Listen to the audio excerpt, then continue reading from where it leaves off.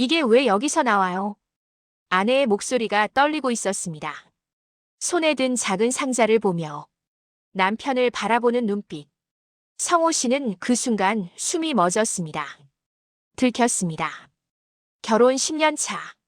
어느 날부터 아내가 각방을 쓰자고 했습니다. 당신이 코를 너무 골아서. 한 달이 지나고 세 달이 지나고 반년이 넘어갔습니다. 그런데 심야에 울리는 문자. 오늘도 괜찮아요? 조심해요. 피하는 눈빛. 급하게 무언가를 숨기는 손. 떨리는 목소리. 남편은 매일 밤 잠을 이루지 못했습니다. 대체 무슨 일이 있는 거지? 의심은 점점 커져갔고 결국 그는 돌이킬 수 없는 선택을 했습니다. 그리고 그날 그가 발견한 진실은 상상했던 것과는 전혀 달랐습니다. 하지만 더 큰 문제가 있었습니다. 바로 그날 아내가 모든 걸 알아버렸습니다. 서로 너무 많이 멀어졌네요. 아내의 마지막 말이 어떤 비난보다 더 깊게 박혔습니다. 이 부부에게 대체 무슨 일이 있었던 걸까요? 그리고 지금은 어떻게 됐을까요? 성호 씨는 결혼 10년 차 직장인이었습니다. 겉보기엔 평범한 사람이었습니다. 성실하고 말수도 적고 무난한 성격이었습니다. 아내와의 결혼 생활도 처음엔 나쁘지 않았습니다. 싸우는 일도 별로 없었고 큰 문제도 없었고 그저 평범하게 흘러가는 일상이었습니다. 그런데 변화는 조용히 찾아왔습니다. 정확히 언제부터였는지는 기억나지 않지만 어느 날부터 아내가 유난히 피곤하다고 말하기 시작했습니다. 머리가 아프다고, 잠을 제대로 못 잔다고, 혼자 자고 싶다고. 그리고 각방을 쓰자고 했습니다. 처음엔 한두 날쯤이야 이해했습니다. 누구나 피곤할 때가 있고 혼자만의 시간이 필요할 때가 있으니까요. 하지만 그게 한 달이 되고 세 달이 되고 결국 반년이 넘어갔습니다. 아내는 늘 같은 말을 했습니다. 당신이 코를 너무 골아서 잠을 못 자겠다고. 서로 편히 자자고.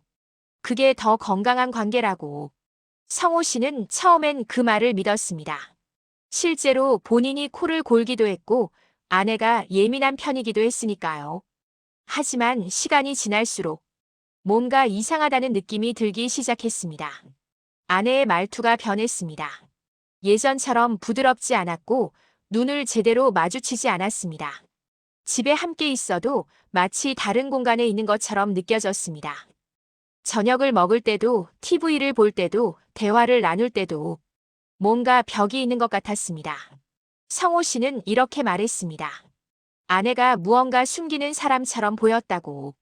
그리고 그 의심은 어느 날 밤 결정적인 순간을 맞이하게 됩니다. 어느 날 저녁이었습니다.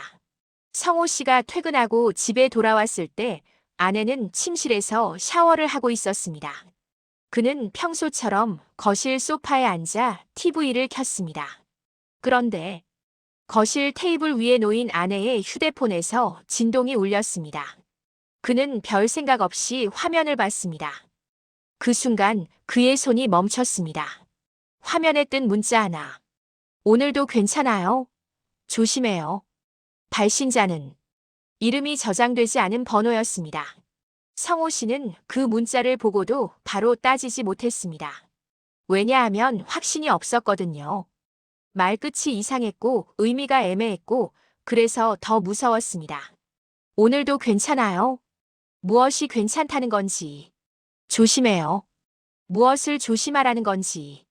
그는 그날 밤 아내가 샤워를 마치고 나왔을 때도 아무 말하지 못했습니다. 그저 평소처럼 피곤해 보이네, 일찍 자라고만 말했습니다. 아내는 고개를 끄덕이며 각방으로 들어갔습니다. 그리고 성호 씨는 그날 밤 잠을 이루지 못했습니다. 머릿속에서 계속 그 문자가 맴돌았습니다. 혹시 아내가 다른 남자를 만나고 있는 건 아닐까?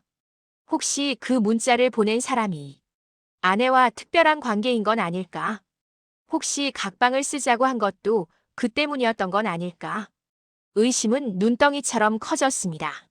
그 이후로 성호 씨는 집안에서 아내와 눈을 마주치기 어려워졌습니다.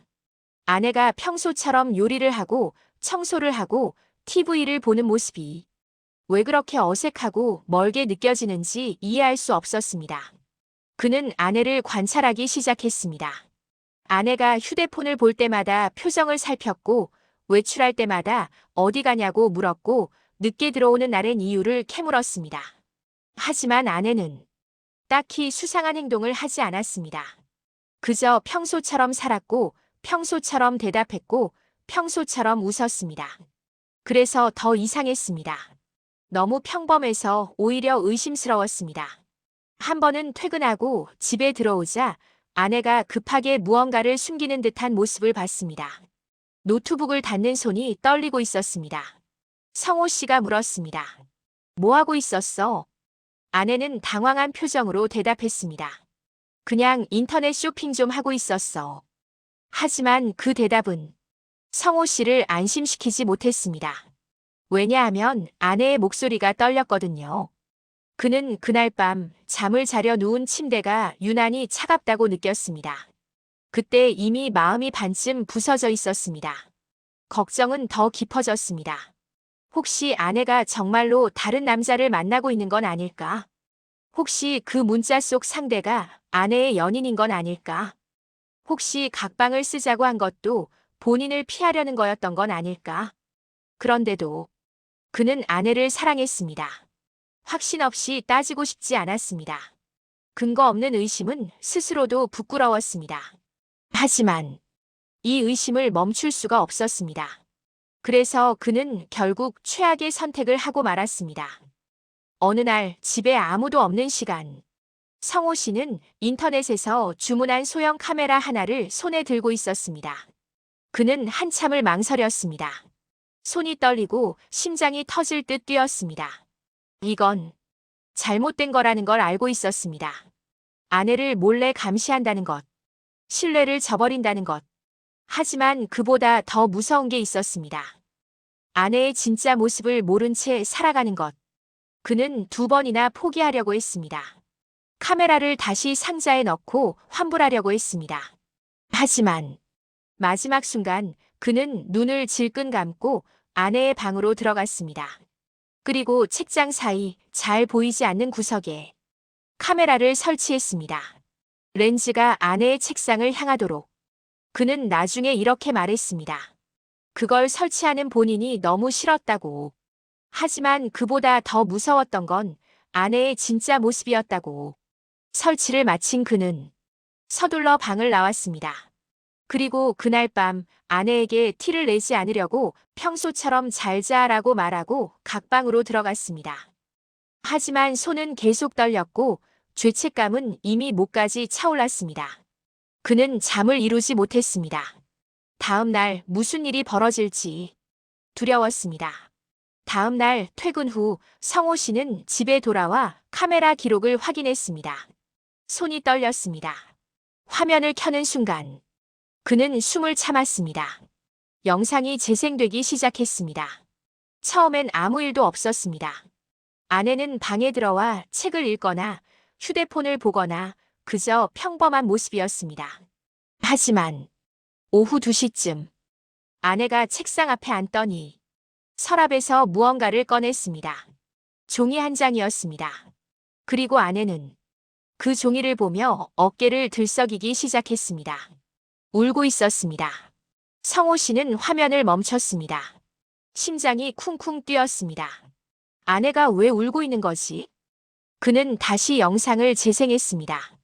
아내는 계속 울었습니다. 그리고 혼잣말을 하기 시작했습니다.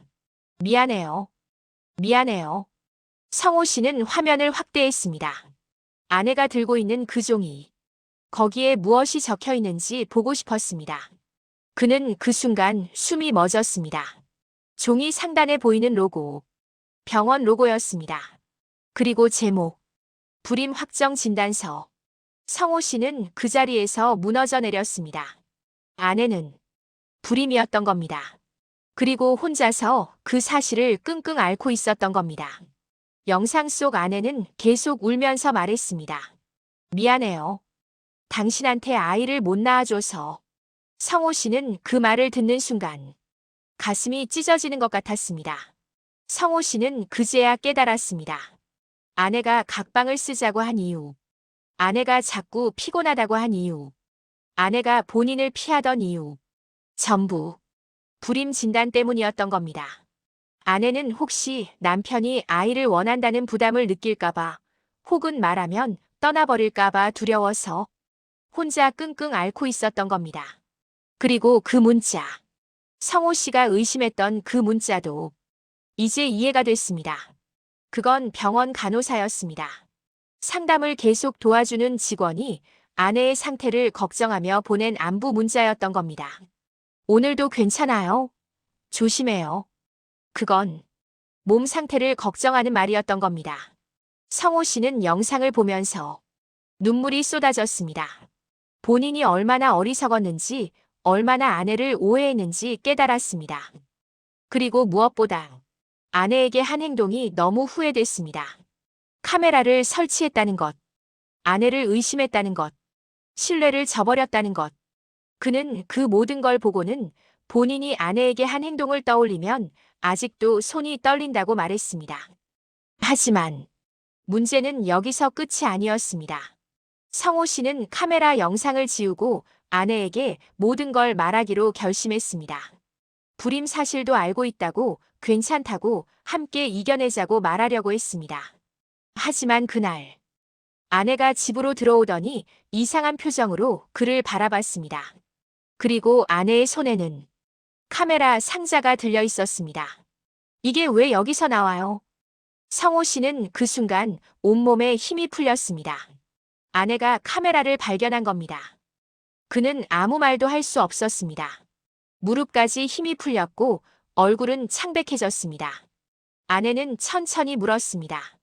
이거 내 방에 설치한 거예요. 성호 씨는 결국 모든 걸 털어놓았습니다. 의심했던 마음, 카메라를 설치한 이유, 아내를 사랑하지만 두려웠다고 말한 것까지, 그리고 영상을 봤다는 것도, 불임 진단서를 봤다는 것도. 아내는 아무 말도 하지 않았습니다.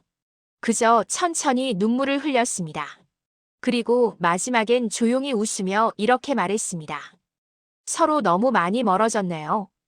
그 말이 성호 씨에게는 어떤 비난보다 더 아프게 박혔습니다. 아내는 그날 이후 방을 나와 같이 밥을 먹었고 같이 앉아 TV도 보려고 애썼습니다. 하지만 그의 눈을 제대로 보지 않았습니다. 성호 씨는 뒤늦게야 깨달았습니다. 사람 사이의 신뢰는 금이 가는 순간 붙일 수는 있어도 다시는 원래의 모습으로 돌아가진 않는다는 걸. 아내는 병원에 다시 다니기 시작했고 그도 함께 동행했습니다. 하지만 어떤 날은 아내가 혼자 가겠다는 말도 했습니다. 서로 가까워지려 애쓰지만 그늘 하나가 늘 사이에 서 있는 것 같았습니다. 성호 씨는 매일 후회했습니다. 카메라를 설치한 것을, 아내를 의심한 것을, 신뢰를 저버린 것을. 하지만 시간은 되돌릴 수 없었습니다. 그는 아내에게 사과했습니다. 수십 번, 수백 번 사과했습니다. 하지만 아내는 괜찮다고 말하면서도 여전히 거리를 두었습니다. 성호 씨는 이렇게 말했습니다. 본인이 저지른 잘못의 무게를 그제야 온전히 느꼈다고. 그러던 어느 날 아내는 그의 손을 잡고 조용히 이렇게 말했습니다. 우리가 아이가 없어도 함께 할 수 있을까요?